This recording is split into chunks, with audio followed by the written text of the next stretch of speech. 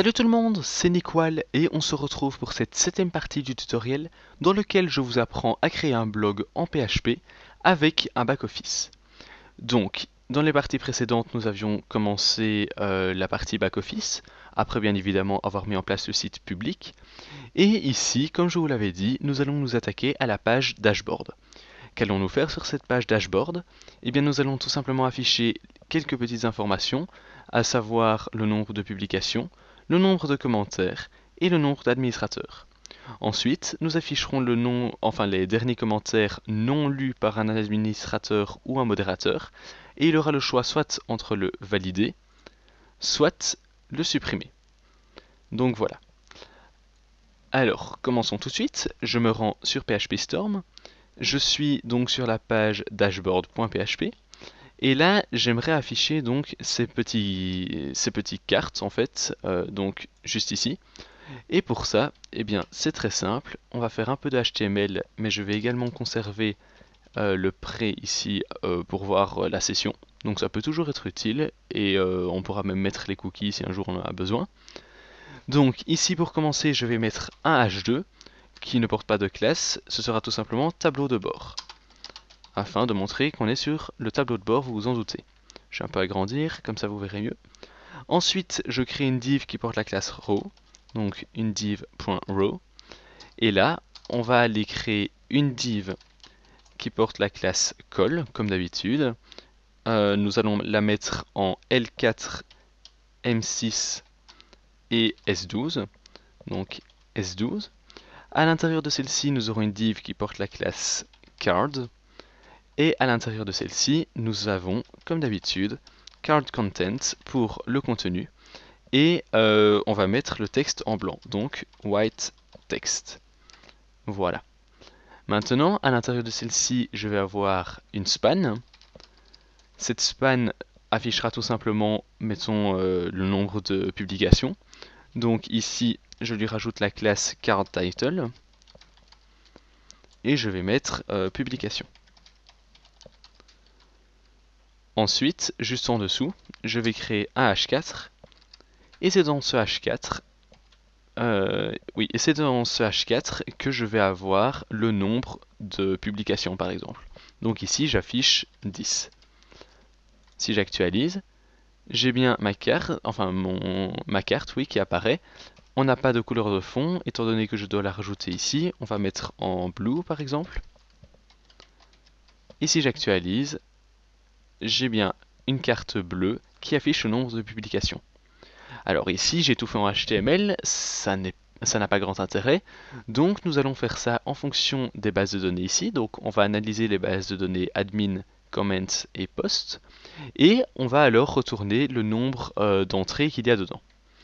Alors, vous en doutez, on va devoir utiliser du PHP, et je vais même essayer de rendre le système un peu plus dynamique, dans le sens où on pourra encore le modifier s'il y a de nouvelles tables qu'on aimerait analyser. Et bien alors, on aura juste à les rajouter dans un tableau, et automatiquement, elles seront rajoutées. Donc, ce tableau, justement, on va le créer. Juste ici, dans la balise row, enfin dans la div qui porte la classe row, eh bien, je vais démarrer mes balises PHP. Et je vais créer un tableau que je vais appeler $tables, qui ne sera pas vide, mais qui contiendra justement les différentes tables que je veux analyser. La première, c'est la table des publications. Donc, publications, au pluriel. Et elle va aller scanner quelle table? Eh bien, ce sera la table post. Ensuite, la deuxième table à analyser, ce sera la table des commentaires. Donc, commentaires. Et celle-ci va aller récupérer le contenu de la table comments. Finalement, je vais aller récupérer ma dernière table, et cette dernière table, eh bien, c'est tout simplement la table des administrateurs. Administrateurs. Ah, j'ai un petit problème d'indentation. Voilà. Administrateurs. Et ici, mes administrateurs se trouvent dans la table admin. Voilà.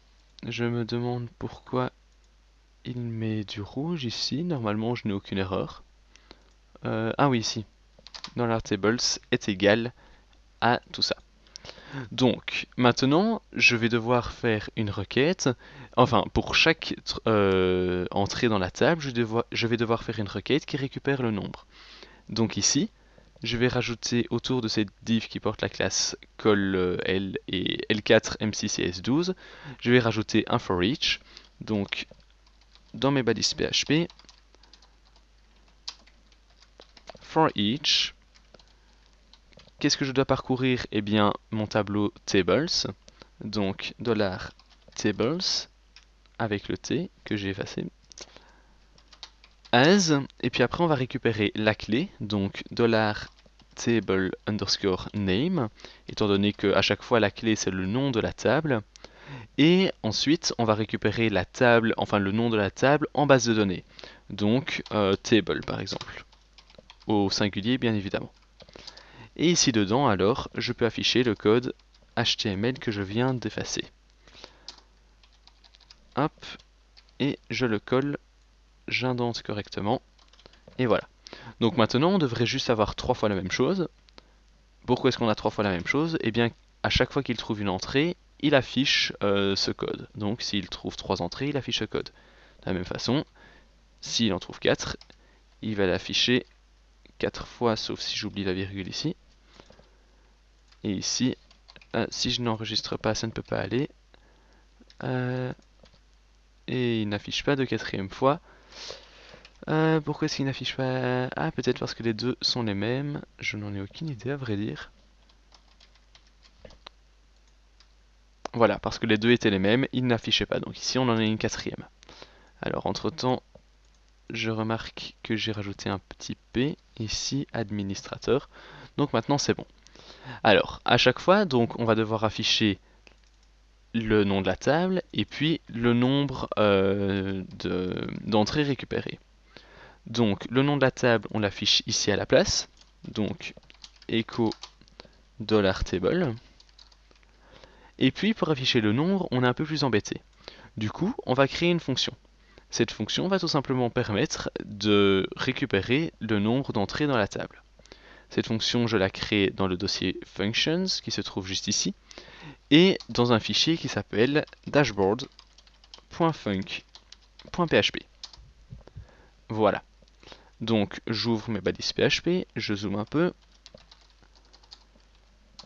Et ici, ma fonction, je vais l'appeler comment? Eh bien, je l'appelle tout simplement inTable, vu qu'elle va récupérer ce qu'il y a dans la table. Function inTable, et elle prend un paramètre, c'est la table, bien évidemment.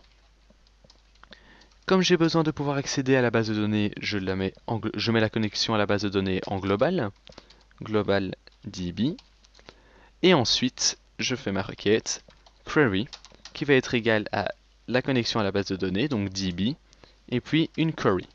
Ici, je ne dois pas utiliser les requêtes préparées, étant donné que l'utilisateur n'insère aucun paramètre.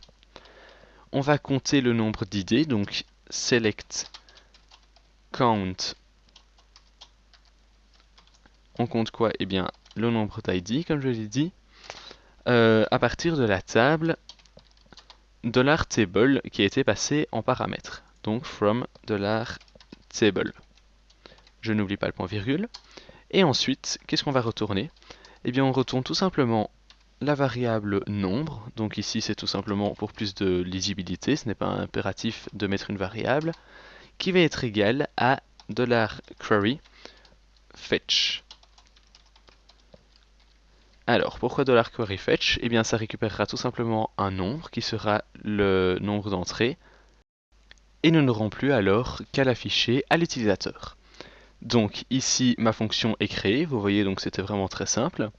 Et je vais retourner sur ma page dashboard. Je vais la copier. Je vais ici. Et cette fonction inTable, eh bien, je vais tout simplement l'afficher juste ici, enfin l'enregistrer dans la variable $nbr inTable, donc pour nombre dans la table, qui va être égal à cette fonction. D'ailleurs, j'ai oublié les balises PHP, donc PHP, et je peux fermer juste ici. Et ensuite, je vais afficher ce nombre, donc ici, un petit écho classique, j'affiche ça, et étant donné que c'est un tableau, on reprend l'index 0.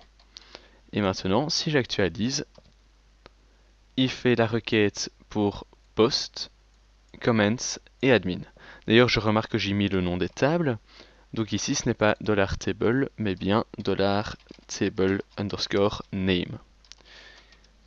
Si maintenant, hop, on a un petit problème. Voilà, j'y arrive. Si maintenant j'actualise, on a publication, commentaire et administrateur. On peut vérifier le nombre de publications, donc c'est dans post, j'en ai 3. Le nombre de commentaires, j'en ai 2. Et le nombre d'administrateurs et ou modérateurs, j'en ai 1. Alors, si je vous remonte rapidement l'exemple, vous voyez ici, la couleur est différente pour chacun. Pourtant, quand on utilise un for each, il n'y a pas moyen, à moins de l'avoir stocké en base de données, de modifier la couleur. Donc ici, nous, on va utiliser une petite astuce. On va tout simplement créer un tableau qu'on va appeler $colors. Et dans ce tableau, on aura les différentes couleurs. Par exemple, pour la table post, eh bien, j'aimerais bien avoir la couleur vert. D'ailleurs. Donc, green. Ensuite, pour la table comments, j'aimerais bien avoir la couleur rouge. Donc, red. Et enfin, pour la table admin, j'aimerais bien avoir la couleur bleue. Blue. Et voilà. Donc maintenant, il faut arriver à dire à PHP de reprendre ces couleurs-là. Donc de nouveau, on va créer une fonction qui est très simple. Et cette fonction, on va l'appeler getColor.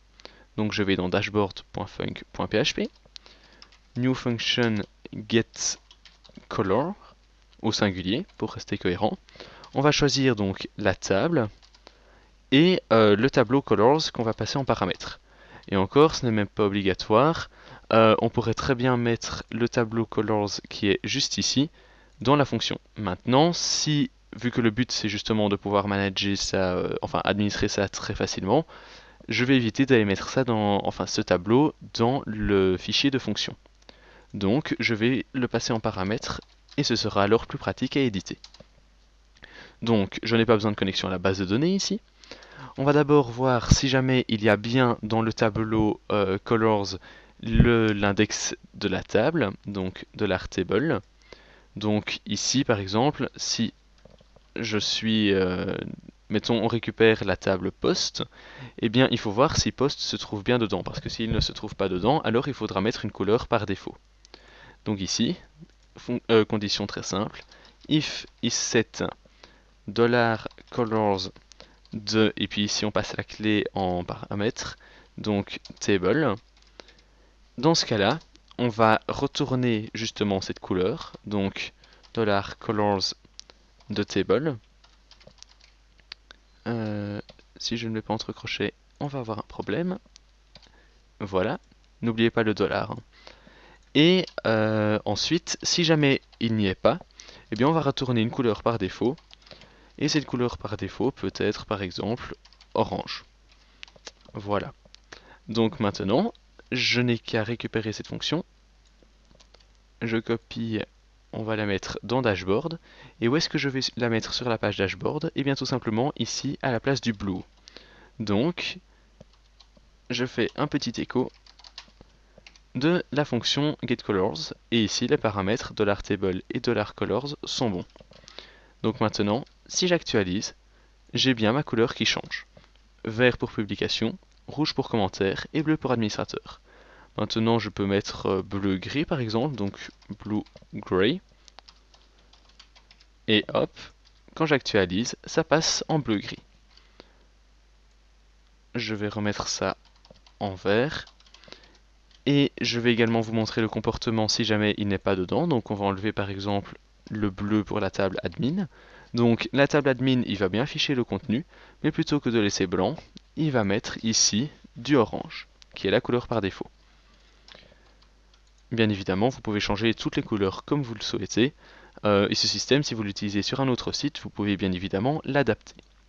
Donc, on en a fini maintenant avec la partie affichage des dernières du nombre de publications.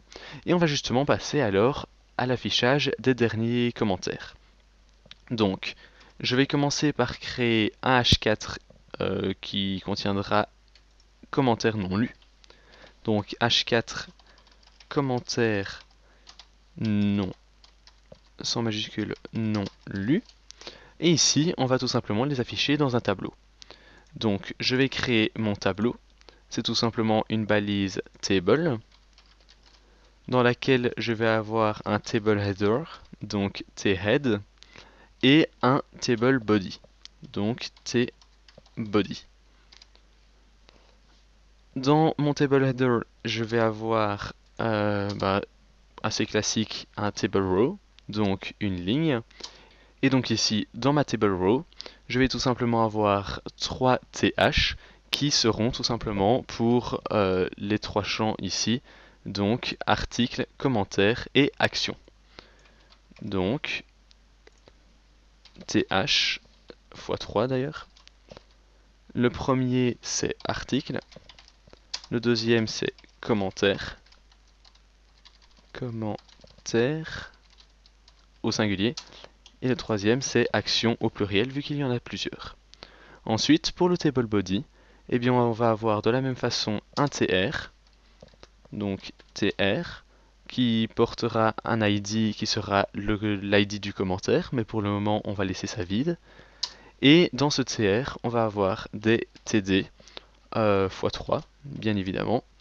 Et ici, je peux en mettre par défaut. Donc le premier c'est article, donc on doit tout simplement afficher l'article, ensuite un aperçu du commentaire, ensuite les actions. Donc, créer un blog.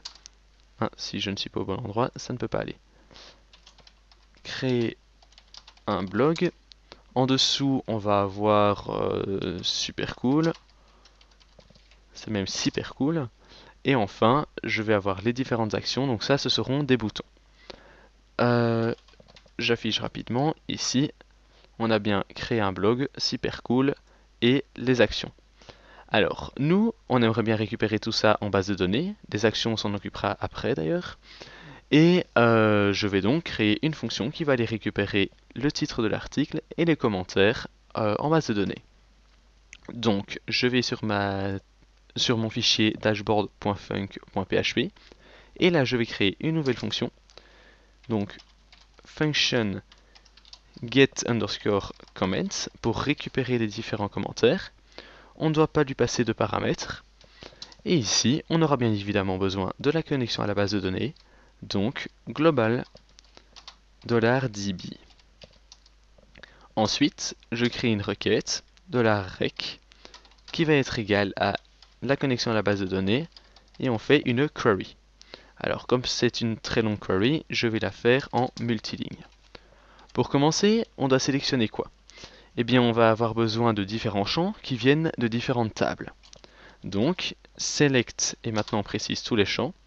Donc, comments.id, virgule, comments.name pour récupérer le nom de la personne qui a publié le commentaire. Ensuite, à chaque fois, je n'oublie pas la virgule, comments.email, comments.date. J'ai également besoin du comments.postID pour savoir à quel poste je dois je dois me référer. Et ensuite, j'ai également besoin du commentaire, évidemment. Comments.comment. Mais j'ai également besoin du titre de l'article. Donc, je vais l'inclure. Il se trouve dans la table post, donc post.title. Et c'est tout ce que je dois récupérer, c'est déjà pas mal. Maintenant, tout ça, je dois le récupérer depuis où? Eh bien, la table principale, c'est la table comments. Mais je dois également joindre une table, donc join. Quelle table? La table post. Et ici, je mets la condition de jointure, donc on, et c'est comments.postID qui doit être égal à l'ID du post. Donc, égal post.id. Alors, je dois récupérer tout ça uniquement si le commentaire est visible. ici, attendez, je vais vérifier rapidement si j'avais mis en place cette fonctionnalité. C'est uniquement, pardon, si, pas s'il est visible, s'il est vu. Donc je vérifiais que j'avais bien mis ça en base de données. Donc, where comments.scene est égal à 0. Donc justement, s'il n'est pas vu, je pense avoir dit le contraire juste avant. Et j'ai également oublié un E. Donc, where comments.scene est égal à 0. Et tout ça, je vais le redonner en fonction de la date. Donc, date croissante. Order by comments.date ascending. Je ne pense pas avoir fait d'erreur, je revérifie rapidement. Comments au pluriel à chaque fois, post au pluriel, post underscore ID. Tout m'a l'air bon, donc ma requête, je pense, est bonne. Au pire, on aura une petite erreur. Ensuite, je vais stocker les résultats dans un tableau, donc result, qui va être égal au départ à un tableau vide. Je vais le remplir grâce à la boucle while, comme d'habitude, on commence à connaître ça maintenant. Donc rows égale $rec, faisant bien évidemment référence à ma requête ici. Donc $rec de fetchObject. FetchObject, voilà, je n'oublie pas les parenthèses. Et ici, $results, attention, le tableau, doit être égal à $rows. Ensuite, je vais retourner ce tableau results. Return results. Pour rester cohérent, je vais mettre un S vu qu'il y a plusieurs résultats. J'enlève ici l'espace de trop. Je pense que je n'ai pas fait d'erreur. Donc je vais tout simplement pouvoir copier cette fonction ici. Je vais retourner sur ma page dashboard.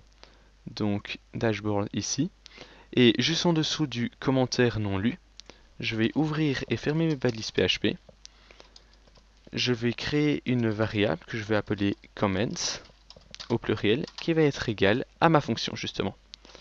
Et ensuite, une fois que je serai dans le table body, eh bien, je vais couper tout ça. Je vais ouvrir mes balises PHP et je vais parcourir le tableau comments.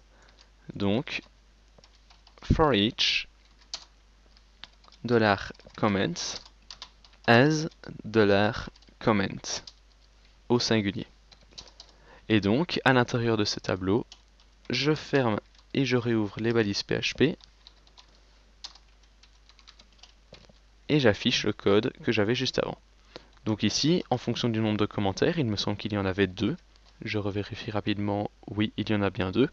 Eh bien, on devrait avoir 2 lignes. Donc, column not found, column... Ah, ben c'est normal, ici j'ai mis un S alors que la colonne ne s'appelle que comment sans S. Donc, je vais rapidement changer ça ici. Hop, et quand j'actualise, je n'ai pas d'erreur et ça apparaît bien 2 fois étant donné qu'il parcourt 2 articles. Alors maintenant on aimerait bien afficher le contenu des articles. Donc je vais sur ma page dashboard.php. Ici le premier c'est le titre de l'article. Donc qu'est-ce que je dois afficher? Eh bien $comment title. Ensuite j'aimerais afficher un aperçu du commentaire. Mais l'aperçu du commentaire, étant donné que les gens peuvent faire de très longs commentaires, eh bien j'aimerais le réduire. D'ailleurs ici, je ne vais pas mettre PHP mais un simple égal. Eh bien donc j'aimerais le réduire. Pour ça, je vais utiliser la fonction substring. Donc substring, elle prend 3 paramètres. Le premier c'est la chaîne de caractères. Donc $comment de comment, c'est assez répétitif. Le deuxième paramètre c'est le caractère de début. Donc c'est le caractère 0. Et le dernier qu'on doit prendre, eh bien c'est jusqu'à 100 dans mon cas. Et puis ensuite, étant donné que les commentaires souvent seront un peu plus longs, je peux rajouter 3 petits points par défaut pour montrer qu'il y a moyen de voir plus. Bien évidemment, pour certains, il n'y a pas plus, donc on pourrait faire une condition, mais ce serait rajouter beaucoup de code pour pas grand chose au final. Donc ici, on a très intéressant et voilà un commentaire qui apparaît. Alors, étant donné que je vais en avoir besoin par la suite, ici je vais rapidement rajouter au niveau du TR l'ID de l'article, donc enfin un ID au TR qui sera justement commentaire underscore et puis l'ID de l'article. Hop, dollar non, dollar comment de ID. Voilà. Et vous comprendrez très vite pourquoi j'ai fait ça. Donc maintenant nous passons aux différentes actions. Comme vous l'aviez vu ici, on avait... non, c'est pas ici, c'est ici. On a 3 actions. La première pour valider, la deuxième pour supprimer et la troisième pour voir plus en détail. Donc on voit qui l'a posté, son adresse email, quand il l'a posté et son commentaire en entier. Donc je remets ça sur le côté. On va d'abord rajouter le bouton qui permettra de le marquer comme lu. Donc le bouton en fait c'est tout simplement un lien. A, href, il n'y a pas de destination. On va lui mettre un ID. Cet ID, ce sera tout simplement l'ID de l'article, enfin du commentaire. De nouveau, j'ai mis PHP alors que je peux mettre égal. Et c'est $comment de ID. Ensuite, je vais lui rajouter une classe. Donc ça, c'est uniquement pour le design. Ce sera tout d'abord un bouton, donc btn. Un bouton rond, donc floating. Floating, j'ai réussi, voilà.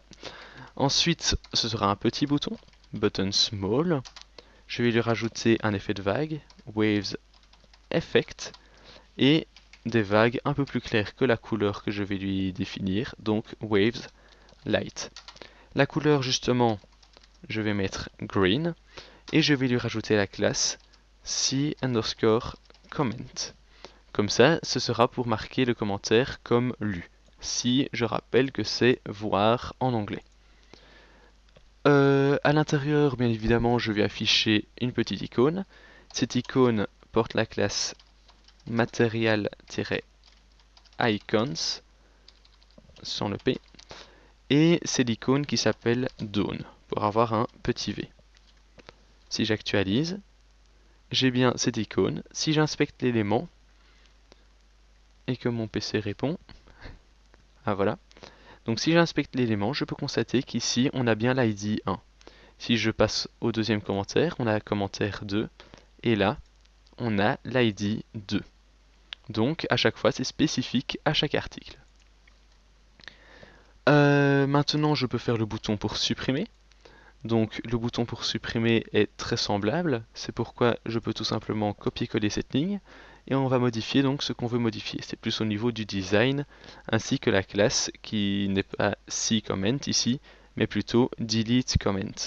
Donc delete et on va mettre ça en red. Évidemment je change aussi l'icône. L'icône ce ne sera plus Dawn mais bien delete. De la même façon, si j'actualise, j'ai oublié de laisser l'inspecteur de code, donc il apparaît juste ici. Je vais sélectionner mon bouton delete. Il a bien, normalement, juste ici, il a l'ID 1. Ensuite, je peux rajouter un bouton pour afficher la boîte modale. Donc la boîte modale, pour rappel, c'est tout simplement cette petite boîte qui apparaît, enfin cette boîte de dialogue qui apparaît juste ici. Donc ici, je crée mon lien pour afficher ma boîte modale. C'est donc un A. Comme href, eh bien, je vais tout simplement mettre l'ID de la boîte modale que je veux afficher. Donc dièse, si j'appuie pas sur le bon bouton, ça ne peut pas aller. Dièse comment underscore et puis l'ID du comment, enfin du commentaire. Donc l'ID on le récupère grâce à $comment ID. Voilà. Ensuite, qu'est-ce que je dois rajouter aussi à ce lien? Je vais lui mettre une classe. Comme classe, c'est de nouveau assez classique. Button floating. Floating. Je vais lui rajouter un button small pour qu'il ait la même taille que les autres. Un effet de vague. Des waves light. je vais le mettre en bleu. Et étant donné qu'il va lancer la boîte modal, eh bien ce sera un modal trigger. Voilà. Donc je lui ai mis une classe, je lui ai mis un ID, maintenant je dois lui mettre un contenu. Donc ici, i.material-icons, et je vais lui mettre more underscore vert. De nouveau, c'est une icône définie par Materialize CSS. Donc je peux rapidement vous montrer à quoi ça ressemble maintenant. Hop, j'ai ceci, quand je clique dessus, il ne se passe rien, si ce n'est que j'ai l'effet de vague. Et maintenant, je vais créer ma boîte modale. Donc, c'est tout simplement une div qui porte la classe comment underscore, qui porte la classe modale, pardon, et qui porte l'id comment underscore l'id de l'article, enfin du commentaire même. Donc, ça correspond ici à hashtag comment underscore et puis l'id du commentaire. Donc div.modal et comme ID, je vous ai dit, donc pour ça je mets tout simplement un dièse, et bien je mets $comment underscore hop $comment underscore et ici c'est du PHP, donc je dois le remplir à la main et ici c'est comment ID. Voilà. À l'intérieur de cette boîte modale, qu'est-ce que je vais avoir? Eh bien, modal content, comme d'habitude, donc modal-content, et un modal footer, donc point modal-footer.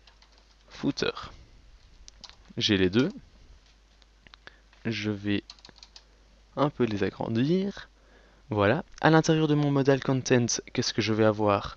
Eh bien, un H4 qui ne comporte pas de classe,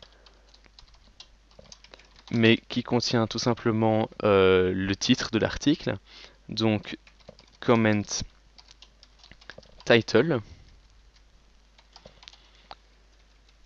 Juste en dessous, je vais avoir un P qui contiendra le nom de la personne qui a publié le commentaire ainsi que son adresse email. Donc, commentaire posté par, on affiche son nom en strong. Le nom se trouve dans la variable comment name, donc je n'ai qu'à l'afficher. $comment name. Ensuite, j'affiche son adresse email, donc on peut toujours mettre ça en strong si on veut. Ici, je rajoute un point de concaténation, parenthèse, et puis dans la parenthèse, je remets un point. Ici, $comment email. Je vous réexpliquerai tout ça juste après. Je remets un point. Ici, je ferme la parenthèse et je ferme le strong juste après. Juste ici, voilà. Je peux même mettre le strong ici, juste après la parenthèse. Comme ça, je vais à la ligne et je vais afficher la date de publication. Donc, un petit BR. Et j'affiche la date après avoir mis le. Ici, j'utilise la fonction date. Cette fonction date, dans ce cas-ci, elle va prendre deux paramètres. Dans un premier temps, le format, day/month/year, ainsi que l'heure, donc à h2.i pour minute, je vous rappelle. Ensuite, le deuxième paramètre, c'est string2time, pour mettre au format de temps de la variable comment date. Voilà, je pense avoir tout mis. Je vais rapidement voir si ça fonctionne et ensuite je vous explique. Donc ici, ça ne s'affiche pas parce que je dois rajouter un tout petit peu de JavaScript. Ce JavaScript qui va me permettre donc de démarrer cette boîte modale. Ici, je vais dans le dossier JS, je crée un nouveau fichier que j'appelle dashboard.func.js. Dans mon fichier dashboard.func.js, d'abord, comme d'habitude, document.ready. Je vais un peu zoomer aussi. Document.ready. Function. Et ici, je commence par un appel vers le modal trigger point line modal pour afficher la boîte modal. Normalement, si j'actualise, ça devrait aller. J'ai ma boîte modal qui n'apparaît pas. Alors ça c'est plutôt embêtant. Line modal c'est bon. Si je vais sur ma page dashboard, je lui ai donné l'ID de la... Ah mais oui, ici ID c'est juste comment, pas $comment. Donc hop, je clique dessus, elle apparaît bien. Donc je n'ai aucune erreur, je peux maintenant vous expliquer plus en détail. Alors, commençons ici. Dans un premier temps, j'affiche le comment name. Ensuite, comme je suis toujours en PHP, si je veux afficher du contenu qui ne doit pas être interprété par PHP, j'utilise la concaténation pour ensuite mettre des guillemets. Donc ça c'est comme si je mettais du HTML ou du simple texte. C'est d'ailleurs du simple texte. Ensuite, je veux de nouveau afficher du PHP, donc l'adresse email qui se trouve entre parenthèses. On peut voir que la deuxième parenthèse se trouve juste ici. Ensuite, je ferme la balise strong que j'avais démarrée juste ici. Je passe à la ligne. Et là, toujours, donc c'est du texte, vu qu'on est toujours entre les deux guillemets ici. Et puis, pour afficher du PHP, je n'oublie pas la concaténation. Oups, j'ai appuyé au mauvais endroit. La concaténation. Puis, donc j'ai ma fonction avec le format string to time et ma variable. Et donc, si je vous remontre, ici, c'est bon. Alors, maintenant, la boîte modale n'est pas terminée, on doit encore afficher certaines choses à l'intérieur, et la première chose, c'est, après avoir mis une ligne horizontale, ça c'est de nouveau pour le design, je vais afficher dans une balise P le commentaire. Donc, j'affiche la variable comment, et afin de respecter les retours à la ligne, je peux l'entourer de la fonction NL2BR, et alors on aura bien les retours à la ligne lorsqu'il doit y en avoir. Ici j'ai voilà un commentaire, et si j'affiche l'autre, très intéressant. Alors, ici il n'y avait pas besoin de NL2BR, mais si quelqu'un vous met un commentaire un peu plus long, c'est intéressant. Ensuite, ici dans la div qui porte la classe modalFooter, comme son nom l'indique, c'est le footer. Dedans, je vais avoir deux liens. Le premier me permettra, comme sur l'exemple, de valider, donc de mettre comme vue, et l'autre de supprimer. Ce sont en fait exactement les mêmes boutons que ces deux-ci. C'est juste qu'ils sont un peu différents au niveau du design. Donc, un A, classique, href vers nulle part. Comme ID, eh bien, je vais lui mettre le commentaire, enfin l'ID du commentaire. $comment ID. Ensuite, je vais lui mettre une classe pour le style. Donc, d'abord, je mets modal action. Donc tout ça, ce sont de nouveau des classes materialize. Modal action. Ensuite, modal close pour fermer la boîte modal en cliquant dessus. Je lui rajoute des effets de vague, waves effect. Je lui rajoute également une couleur. Donc, vu qu'il n'y aura pas de couleur de fond, on met uniquement une couleur au niveau des vagues, waves red. Et enfin, btn-flat. Alors j'ai dit enfin, pas vraiment. Je dois également rajouter la classe delete underscore comment, étant donné que on devra l'appeler par la suite comme celle-ci ici. Bien évidemment, je mets ma petite icône, donc i.material-icons, et c'est delete si je me souviens bien. Hop, si j'actualise, quand je l'affiche, j'ai bien ma poubelle, enfin ma corbeille qui apparaît juste là. Je peux copier-coller. Waves, on va les mettre en green. Ici, je ne vais pas mettre delete, mais bien done. Qu'est-ce que je dois encore modifier? Modal action. Ici, comment ID. Tout ça, c'est bon. Il me semble que je vais modifier autre chose. Oui, ici, c'est pas delete, c'est see. Et lorsque j'actualise, j'ai un bouton pour voir qui ferme la boîte modale. Et d'ailleurs, on peut constater que ça donne un petit effet vert. Et l'autre, effet rouge, pour effacer le commentaire. Donc, ensuite, qu'est-ce que nous allons faire? Eh bien, nous allons passer justement au marquage de ce commentaire comme lu et à la mise à la corbeille du commentaire si jamais on veut le supprimer. Alors, qu'est-ce qu'on va faire maintenant? On va utiliser de l'Ajax. Donc, on n'est pas obligé de faire ça en Ajax. Il y a plein de façons de le faire. Ici, j'ai choisi d'utiliser Ajax. Comme ça, on diversifie vraiment les façons de penser, de programmer. Et c'est vraiment un tutoriel qui a pour but de vous apprendre de manière globale. D'ailleurs, quand je vois ici à combien de temps je suis, eh bien vous pourrez voir justement cette partie Ajax dans la prochaine partie, donc la 8e, parce que je vais m'arrêter ici. Et du coup, la semaine prochaine, à 17h, si vous regardez cette vidéo au moment où je la publie, donc samedi à 17h, je rappelle, eh bien vous pourrez voir la suite, et donc la suite du tutoriel. Sur ce, si vous avez le moindre problème, n'hésitez pas à aller sur mon site, il y a là un forum. On va espérer que mon site charge rapidement. Ah, un peu plus rapide que d'habitude. Vous avez donc un forum sur lequel vous pouvez poser toutes vos questions. Et je réponds assez régulièrement. Donc voilà, merci beaucoup d'avoir suivi cette partie du tutoriel et on se retrouve dans la 8e partie. Salut à tous!